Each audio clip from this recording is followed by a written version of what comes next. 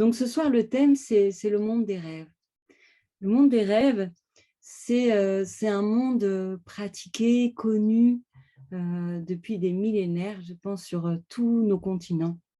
Notre capacité à rêver. Alors, on rêve la nuit, ça, vous le savez tous, mais on peut aussi induire des états modifiés de conscience qu'on peut aussi appeler rêve, hein, ou Jung l'appelait l'imagination active, Dussoy l'appelait le rêve éveillé, on a le rêve éveillé libre, on a le rêve éveillé dirigé. En tout cas, les rêves, c'est un état non ordinaire de conscience. Alors, qu'est-ce que c'est un état ordinaire de conscience? C'est un état non ordinaire de conscience.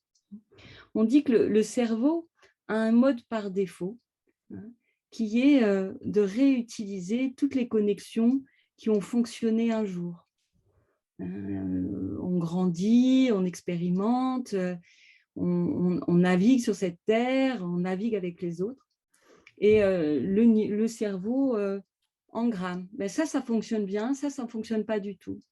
Et toutes les connexions et toutes les manières de faire, les manières de penser aussi, qui ont fonctionné à un moment donné, se fixent.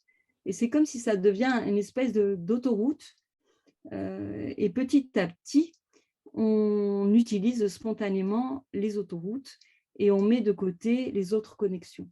Et tous les états modifiés de conscience servent à pouvoir élargir les chemins, hein. Au lieu de prendre toujours le même chemin, eh ben, on va commencer à déployer d'autres chemins, d'autres solutions, d'autres visions du monde. Et c'est ça qui nous donne une capacité d'évolution en engrammant, je dirais, une forme de complexité. La complexité, c'est ce qui nous permet de voir les choses sous des angles différents. Voilà, donc les états modifiés de conscience sont là pour créer des occasions de connexions différentes. Pourquoi est-ce que c'est si important pour nous? Nous le savons, je pense que vous le savez, les premières années de la vie, de 0 à 3 ans, vont marquer notre structure avec force.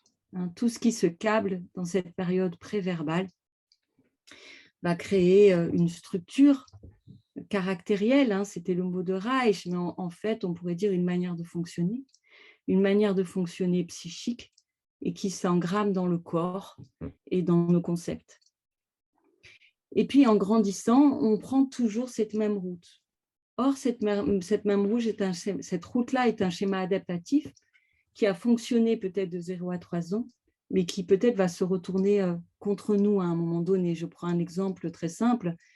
Un enfant, par exemple, qui a été dans des situations de violence, va être toujours sur le qui-vive, toujours en train de surveiller partout. Il a 10 000 antennes qui partent dans tous les sens. Et ça va créer peut-être un adulte qui surveille les autres, qui est attentif, qui ne se pose jamais et qui a du mal à utiliser le système parasympathique, à se poser, à s'abandonner à l'autre, à la relation, à la vie. Ça, c'est un exemple. Donc, si cette personne ne fait pas de travail, l'énergie et les connexions vont toujours reprendre ce schéma-là, ce qui va créer des types de relations. Voilà, donc les rêves, le monde des rêves, c'est l'occasion de câbler autre chose. Et puis, vous voyez bien, nous rêvons la nuit. Donc, c'est une capacité naturelle qui est à notre disposition. Alors, on peut se contenter, j'ai envie de dire, de rêver la nuit. Et il y a un travail énorme à faire. On va en parler avec ces rêves nocturnes. Mais on a aussi la possibilité de développer cette capacité. C'est pour ça qu'en thérapie, on l'utilise de plus en plus. Alors, on le voit rêver, voyager, on parle de voyage, on parle des mondes des rêves. Je le disais, c'est très ancien. Les mondes chamaniques l'utilisent énormément, mais aussi nos approches spirituelles. Par exemple, les taoïstes parlent du laisser advenir, du non-agir, de laisser advenir un état qui est différent. Mais les mystiques aussi, de par leur expérience, leur vision, Hildegard von Bingen ou Saint Jean de la Croix, ont des expériences comme ça de vision. Et ce sont déjà des voyages. Donc, dans toutes les traditions, on peut les rencontrer. Donc, c'est C'est Carl Jung, le premier, Carl Gustav Jung, qui s'est vraiment arrêté sur cette méthode pour dire elle a sa place dans l'approche analytique. Il l'a appelée l'imagination active, c'est-à-dire que je deviens acteur de ce monde-là. Acteur, ça veut dire que je prends la décision de développer ma capacité d'élargissement. Cette capacité d'élargissement qui va donc créer des connexions différentes et nous permettre de sortir des schémas premiers. Mais au-delà de ce travail de guérison, j'ai envie de dire, il y a aussi un développement de la conscience. On le verra tout à l'heure. Donc, l'imagination active, comment ça fonctionne? Ça demande d'abord de descendre dans le corps, de se connecter à ses sensations, à son souffle. Et vous voyez combien toutes les techniques de méditation et de yoga ont déjà développé ces capacités, eux aussi. Et à partir de là, de laisser venir des images nouvelles, on pourrait dire qui viennent de l'inconscient, ou bien des archétypes ou du monde collectif.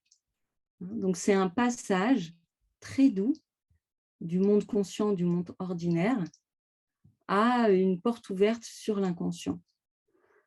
C'est pour ça que le rêve éveillé a quelque chose d'assez simple et d'assez tranquille, j'ai envie de dire, dans sa méthode et dans sa mise en place. On peut aller dans des états modifiés de conscience par des choses beaucoup plus actives, comme la transdanse, la respiration holotropique, etc.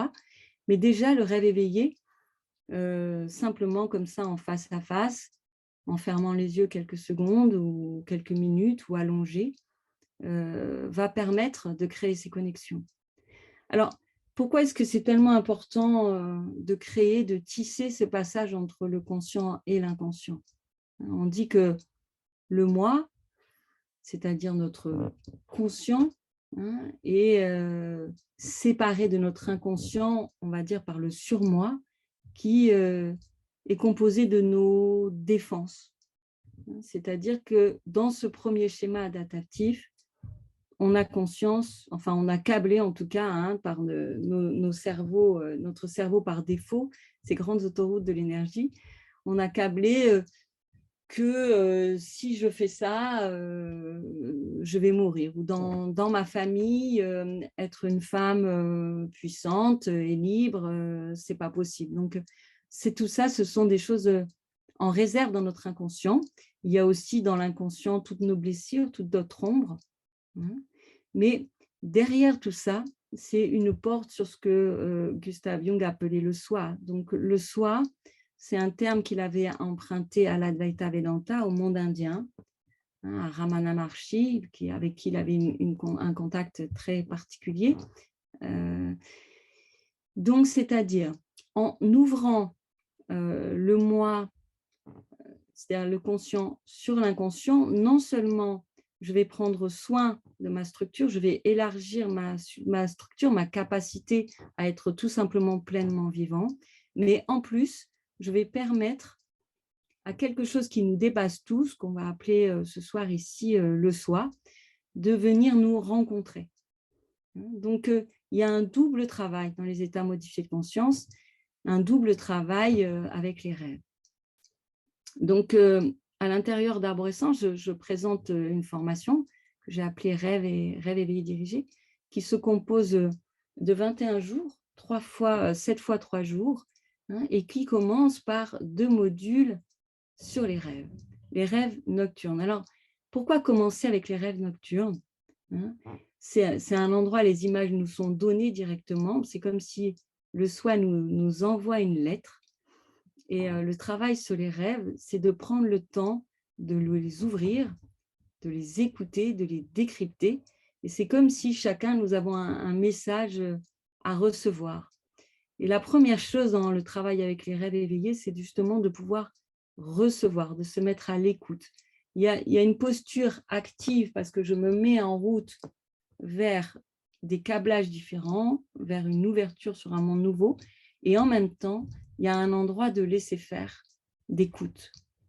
Voilà. Donc, dans ce cycle, nous commencerons par donc 6 jours de travail avec les rêves, que nous aborderons donc dans cette écoute, dans aussi un décryptage, comment chaque rêve, chaque rêveur a un monde unique, hein, que le monde symbolique nous est propre à chacun en fonction de nos histoires, de nos lignées, et que nous allons écouter et décrypter les rêves à partir de cette personnalité unique, hein. Le symbole, s'il peut être généralisé, comme on l'a beaucoup fait, on a un dictionnaire des symboles et on peut se régaler à aller voir qu'est-ce que c'est l'araignée, qu'est-ce que c'est le guépard, qu'est-ce que c'est, etc. Et ça peut nous donner des pistes, mais en même temps, là, dans le travail qu'on va faire, c'est l'écoute d'un monde unique. Parce qu'une girafe, dans le monde d'Emmanuel, c'est peut-être pas du tout la même girafe dans le monde de Fanny ou de José Luis ou de Paola ou de Chantal ou de Nora ou de Thérèse. Hein, il y a ici un certain nombre de girafes à décrypter, à écouter. Donc la girafe va nous raconter une histoire, la montagne une autre histoire, différente pour chacun. Et c'est cette mise à l'écoute du système unique qui va nous préparer ensuite, dans les modules suivants, à travailler avec les rêves éveillés. Alors, cette méthode, hein, fonctionne exactement comme les rêves nocturnes, sauf qu'on les provoque et c'est pas forcément facile de voyager.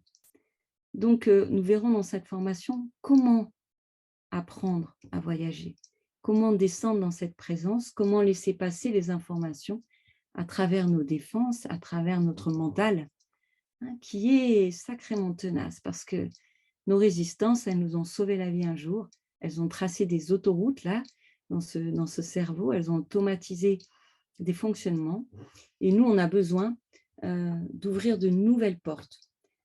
Alors, c'est toute une histoire avec nos patients d'apprendre ce voyage.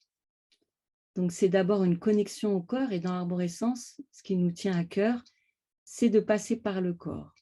Pourquoi est-ce que c'est tellement important dans un travail sur les rêves de passer par le corps, hein? On l'a vu, dans un monde symbolique, un tissage entre conscient et inconscient, et pourtant, si toutes les informations qui passent et ce tissage ne passe pas dans nos cellules, ne s'actualise pas en fait dans notre matière, il n'y aura pas vraiment de transformation. C'est ça le psychocorporel, hein, c'est de prendre en compte toutes nos dimensions. Donc, non seulement il faut que l'information, c'est comme dans une mise à jour d'un ordinateur, hein, on fait une mise à jour, alors là, on l'a vu, hein, par exemple, chez cette femme, le féminin n'était pas validé, et ben, pourtant cette femme a envie d'être heureuse, épanouie, de se sentir puissante, belle, d'avoir accès à sa sexualité. Voilà, et on va devoir rencontrer cette énergie-là à l'intérieur d'elle. Ok, alors pour que ça soit accessible, on l'a vu, il faut faire la mise à jour. Mais en même temps, le corps peut nous conduire. Il va nous conduire au blocage, il va nous conduire aux informations, aussi bien que l'imaginaire, aussi bien que les images. Donc, on va travailler dans cette formation en écoutant et les sensations et le monde émotionnel, c'est-à-dire le cœur, et effectivement les images. Alors, à partir de là, à partir de cette méthode, on va pouvoir explorer toutes sortes de problématiques avec les rêves éveillés, en partant d'une scène extrêmement commune qui vient d'arriver ce jour-là. Le patient arrive et par exemple, il n'a pas réussi à rentrer dans cette boutique parce qu'il voulait acheter un pantalon. Moi, j'imagine qu'il l'avait vu en vitrine et c'était le bleu là qui lui avait énormément plu. Il a voulu rentrer, mais quand il est rentré dans cette boutique, il y avait ici un ancien collègue de travail et ça n'avait pas été possible pour lui de franchir cette porte. Imaginons que le patient arrive avec cette scène. On va partir simplement de ce qu'on appelle l'horizontale, une scène commune, hein, et on va commencer à faire descendre le patient. Donc, la personne est allongée, en général un bandeau sur les yeux, hein, et puis dans l'arborescence, on utilise beaucoup le stéthoscope qui nous permet de voir comment le corps est capable de digérer ou pas ce qui va se passer dans le voyage. Donc, on travaillera aussi avec le stéthoscope. Et donc, on part de cette scène. La personne visualise cette scène, repasse dans cette scène et on commence à descendre dans les sensations corporelles, dans les émotions, de ce que ça procure, etc. Et puis, on va repasser cette scène. Donc, on est encore dans le réel, dans le présent. Et petit à petit, à travers les résonances au niveau sensations et émotions, des images vont apparaître, ou si ce n'est pas des images, des états, des atmosphères, hein, et on va simplement accompagner, soutenir ce voyage associatif en fait. Et c'est là que le tissage commence entre conscient, qui est donc composé de psyché et corps, et puis l'inconscient, hein, qui est accessible par le monde symbolique. Donc, monte à nous des sensations. Je peux tout à coup avoir mal au ventre. Je ne sais pas pourquoi ça se serre maintenant dans la gorge et je peux rien dire. En fait, je ne peux pas voir cette personne-là dans la boutique. Je ne peux plus voir cette personne. OK, qu'est-ce qui s'est passé avec cette personne? Et la personne va commencer à revenir sur ce collègue de travail. Et puis, à travers ce collègue de travail, d'autres sensations vont apparaître et peut-être d'autres images. Et tout à coup, la psyché va complètement switcher.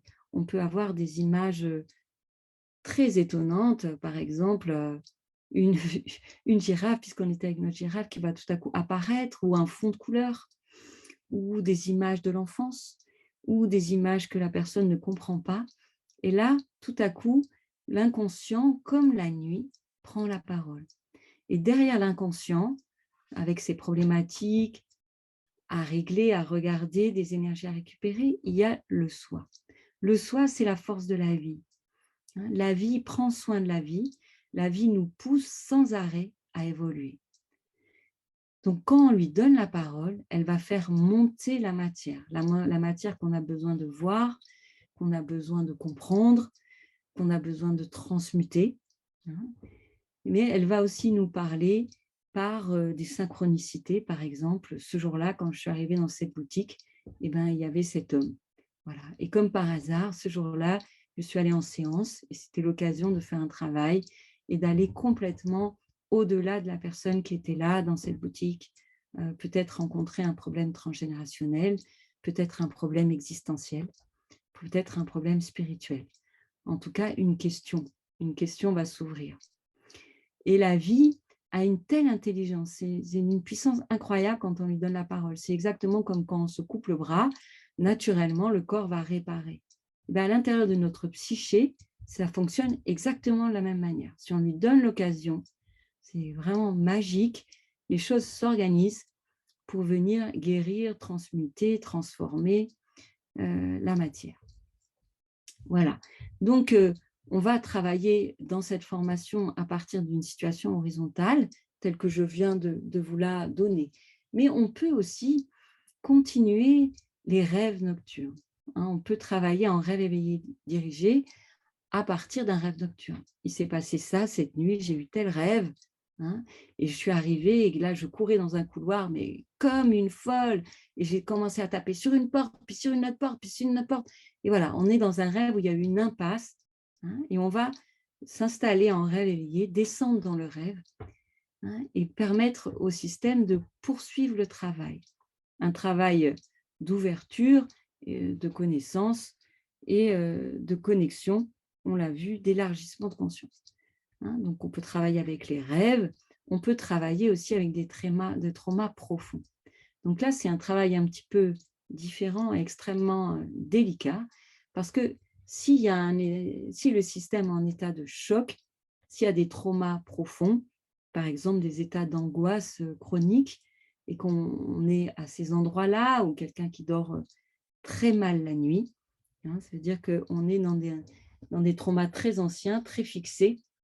Donc, on va descendre dans ces endroits-là avec une méthode un petit peu particulière dans les rêves éveillés, c'est-à-dire qu'on va repasser, puis repasser dessus tout doucement, en prenant le temps de sentir, comme je vous l'ai décrit tout à l'heure, ce qui se passe dans le corps, de connecter avec le corps, de vérifier avec le stéthoscope si la personne est capable d'aller dans ces endroits-là, puisque les sons vont nous raconter ce qui se passe, si la personne est capable de digérer ou non le travail qui est en train de se faire à un niveau symbolique.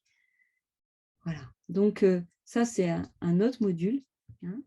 Et puis, on va travailler avec les blessures, on va dire, biographiques, c'est-à-dire, voilà, tous les souvenirs d'enfance, toutes les histoires père-mère, toute la situation familiale.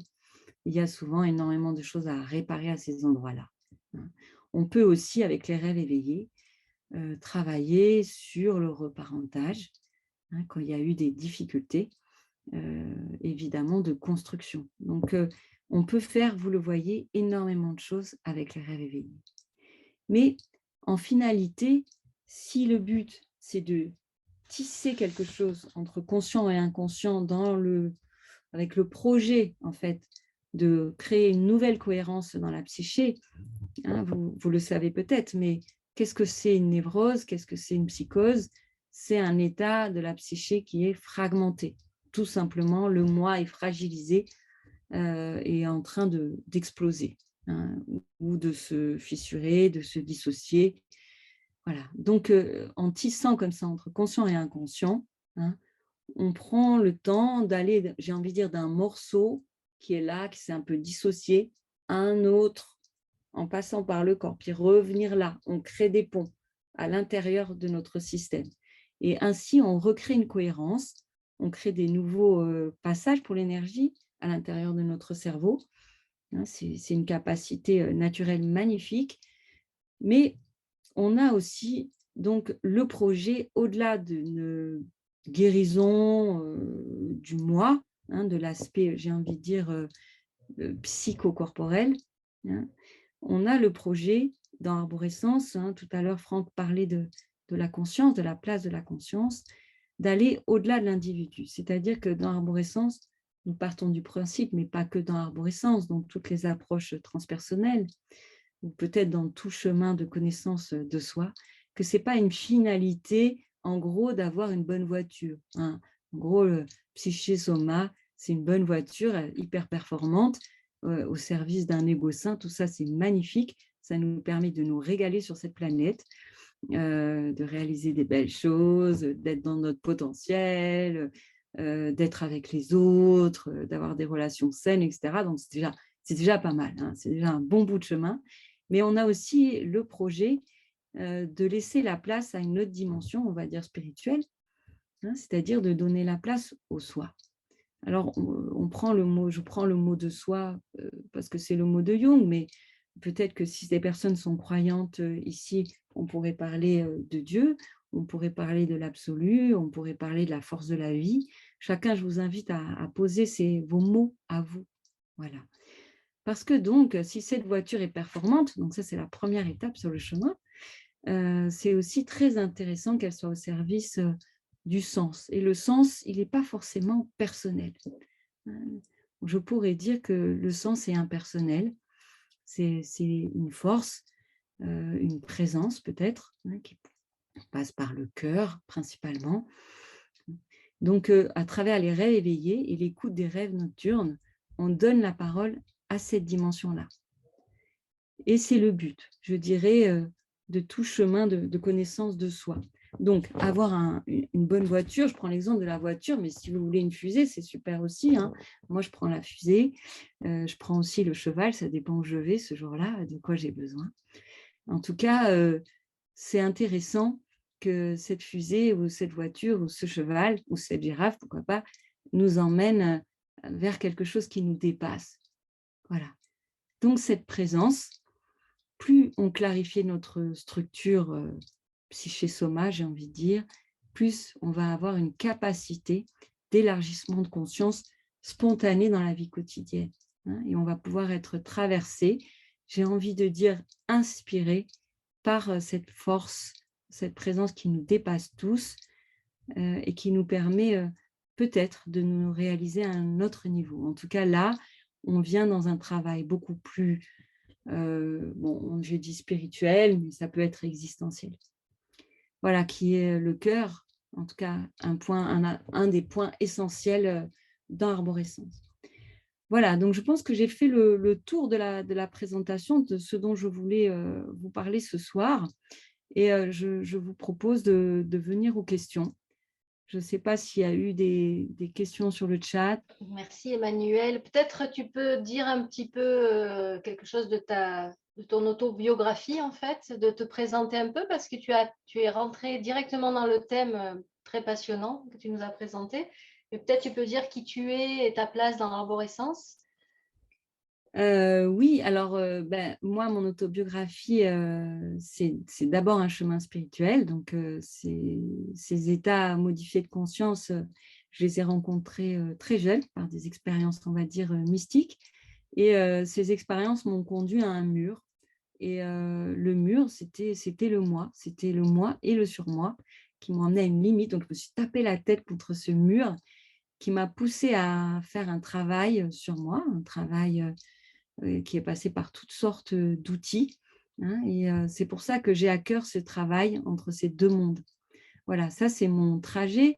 Alors, les outils que j'utilise pour travailler, on va dire, plus au niveau psychocorporel, c'est toute l'approche rachienne qui est passée pour moi par la biodynamique, mais aussi par d'autres approches psychocorporelles comme la bioénergie.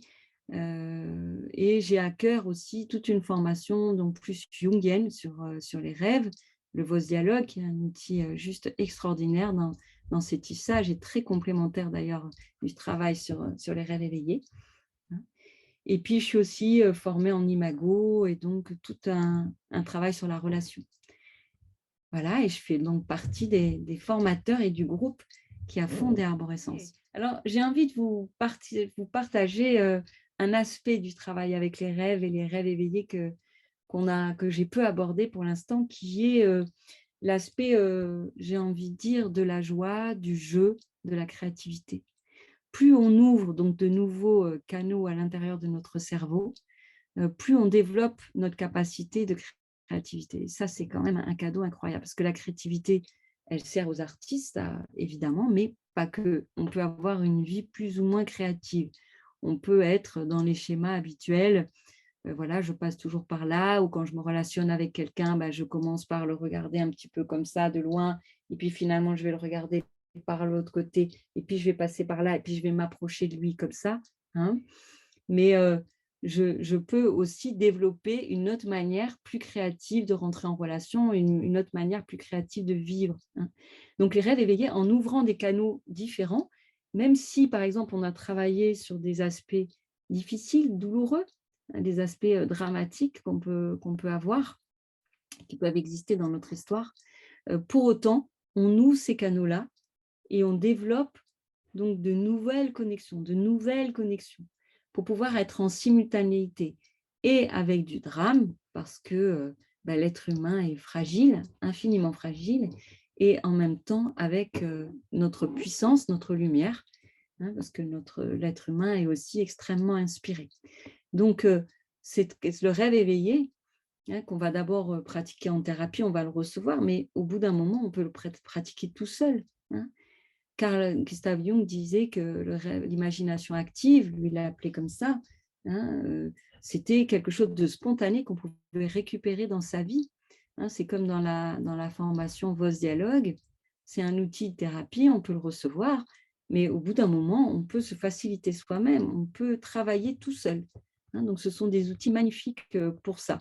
On continue à les déployer. Plus on les déploie, plus on peut être en simultanéité avec cet aspect, j'ai envie de dire, difficile, fragile, qui est lié à la condition humaine. Hein, on est quand même tous mortels, on va dire, limités à un endroit. Et puis, notre dimension beaucoup plus infinie et qui génère quelque chose oui, que j'appellerais la joie. Donc, plus on voyage, plus on crée de nouvelles connexions, plus on ouvre cette capacité à être dans la joie, hein, qui n'est pas un état qui est l'opposé du drame en fait, hein, mais qui est un état de pulsation qui englobe et les aspects difficiles, fixés, blessés, et notre capacité de lumière. hein. C'est une danse, en fait, entre ces différents aspects de nous. En étant à la fois fragile et puissant, on ouvre une possibilité de vivre en pulsation, hein. On parle beaucoup de la pulsation pour le corps, mais en fait, la psyché aussi peut être mise en pulsation. Pulsation, ça veut dire que c'est comme une danse, je suis capable de changer d'état. C'est ça la créativité. Je suis capable de rentrer dans la complexité, de faire des liens, d'être en même temps extrêmement vulnérable et en même temps extrêmement puissant. Je peux être bête et limitée et je peux être aussi inspirée.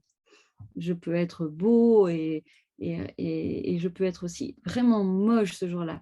Et je peux être tout ça à la fois. Euh, c'est ça le cadeau. Le cadeau, l'individuation, c'est de pouvoir être tout ça à la fois, c'est-à-dire d'être complet, hein, d'être complètement là, tout ce qui nous compose, de faire une équipe comme ça à l'intérieur, et en même temps de ne pas être que ça, hein, de pouvoir me connecter à quelque chose qui nous dépasse. Voilà pour cet aspect de joie et de créativité, hein, que couvre ce travail. Merci Emmanuel pour avoir abordé un thème aussi riche, aussi vaste, hein, aussi intrigant, aussi attractif, hein, de tous ces liens entre le conscient et l'inconscient, tous ces personnages, et tous ces chemins, toutes ces ouvertures vers beaucoup de créativité. C'était très intéressant. Merci à tous les participants d'avoir été là, de votre écoute, de votre attention, de votre participation. N'hésitez pas à contacter Emmanuel aussi après ce webinaire si vous avez des questions qui vous viennent après, pendant les rêves cette nuit, par exemple. C'est possible que demain, vous ayez des choses qui vous remontent à la conscience et que vous avez envie de poser des questions ou d'aller un peu plus loin. N'hésitez pas à la contacter. Voilà, et merci d'avoir participé à ce webinaire ce soir. Et n'oubliez pas donc que les webinaires continuent la semaine prochaine aussi, mercredi prochain.